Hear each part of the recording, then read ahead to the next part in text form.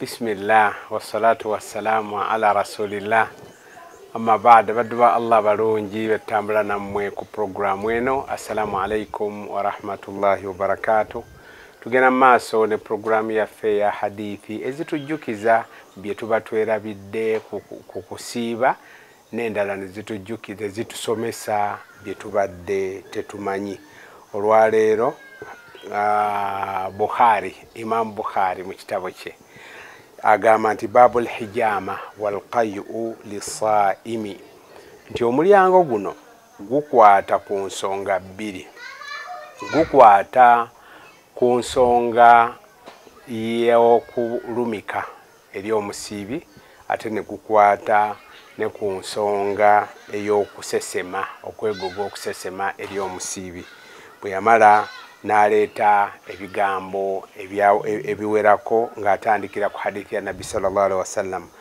Yasooka n'aleeta hadithi ya Abdullah ibn Abbas n'agamba nti anna Nabbi sallallahu alaihi wasallam ihtajama wa huwa muhrim wa ihtajama huwa saim, nti Nabbi sallallahu alaihi wasallam yeerumika. Omanyi tulina ebintu bibiri, tulina okulumika n'okwerumika.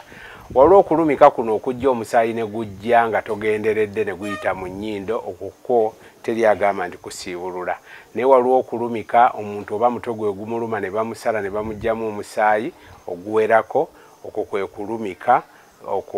Kulimu enjawukana z'abamanyi, era hadithi ezimu zigamba nti kusiibulula, endala ne zigamba nti tekusiibulula, endala ne ziteekawo embeera mwe kusiibululira oba mwe kutasiibululira. Ibn Abbas yagamba nti Nabbi sallallahu alaihi wasallam yarumika nga ali mu hijja, ate n'alumika nga yasiibye, kitegeeza alaba tekirina buzibu. Abu Huraira n'agamba nti idha qa'a fala yuftir innama yukhriju wala yuliju, nti nze ndaba omuntu asesema aba tasiibulukuse kubanga aba afulumizza bufulumya so tayingiza.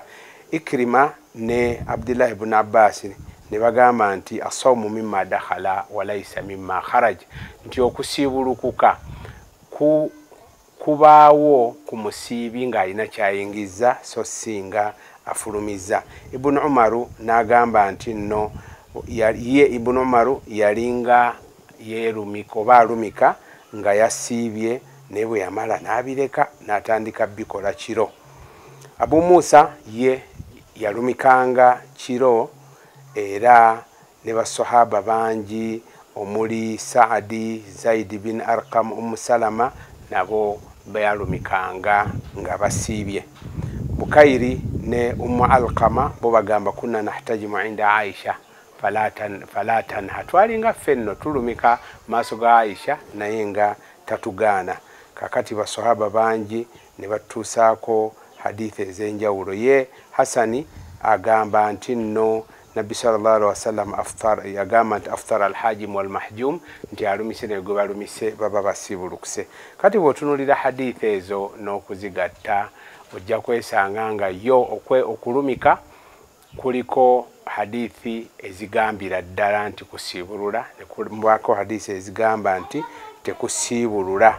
Naye Shu'ba agamba nawulira Thabiti al-Bunani ng'abuuza Anas nti akuntum takrahuna al-hijama lisaim, ku mulembe gwa mwalinga mutamwa okulumika eri omusiibi? N'amugamba nedda, okujjako olw'obunafu. Bwe twalabanga nga okumunafuyiza nga omusaayi guvuddemu mungi nga tumugamba nedda, kuba tekumunafuyiza nga tumuleka n'asigala ng'asiibye. Kale enjawukana mweziri namula ku bintu ebyo ebibiri. Okulumika kwo bwe kubeera nti avuddemu omusaayi omungi ogumunafuye eddi nteyagala kukalubiriza kumusiibulula. Bwetyo bwe tuyinza okugatta wakati wa hadithi ez'abagamba kusiibulula oba tekusiibulula.